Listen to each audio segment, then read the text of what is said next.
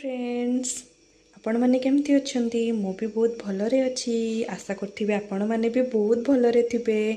आज मु गोटे रेसिपी बनाऊँगी जोटा कि आलू आ बुट डाली तरकारी।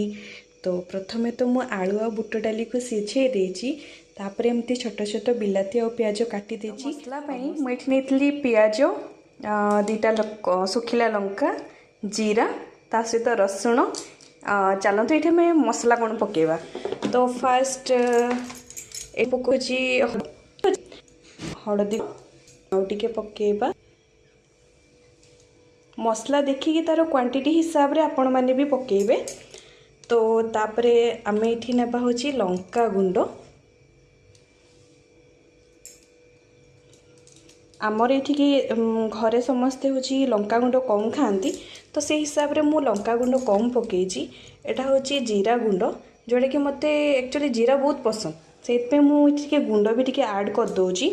आ मु मसला सहित ही करी पाउडर पकाए। तो एटा मु करी पाउडर भी टिके पकई दूची एठी। तापर बाकी सब मसला हो सारा परे मसला हैला परे ही आमे पकेबा। ठीक अच्छे। तो फ्रेंड्स एठी मु तो चलते स्टार्ट करिया। तो देखो कढ़ई आमर गरम हो जाइए तो से पानी सेमती देखा पकाउची फास्ट पियाज आम पियाज ऑलरेडी रेडी हो गलानी। तो से मसला पकई देती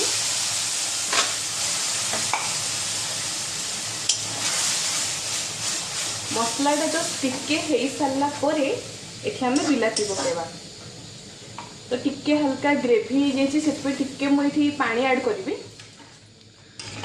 मसला को टिके घांटा कहीं मसला हाँपाई टिके टाइम लगे आउ टिके मसला जीक हम से हिसाब रे तरकारी भी बहुत टेस्ट लगे।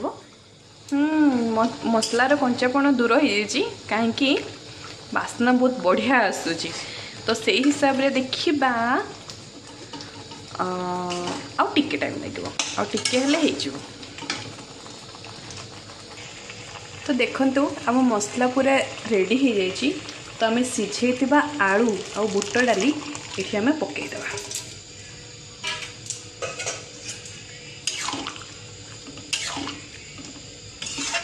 ताको प्रथम तो टिके चलईदेबा तापर ये दबा आम लुण लुण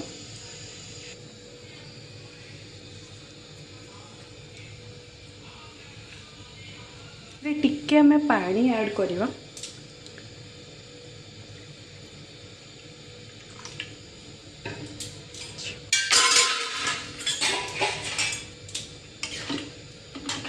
कारण ये पानी फुटब तो पानी फुटिले ऑटोमेटिक पानी मरज।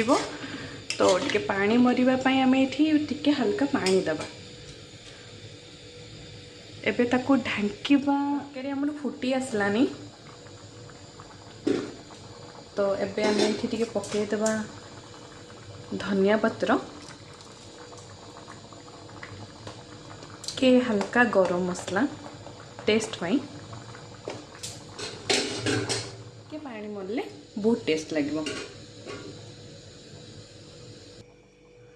तो हो गला हमर आलू आ बुट डाली तरकारी। तो ये मैं हस्बैंड को पचारा कि केमती लगुच कहीं निजे खाइले तो जमती सेमती बनइले भी भल लगे बट हस्बैंड को पचारा केमती है। ठीक अच्छे चलता खाई देखो।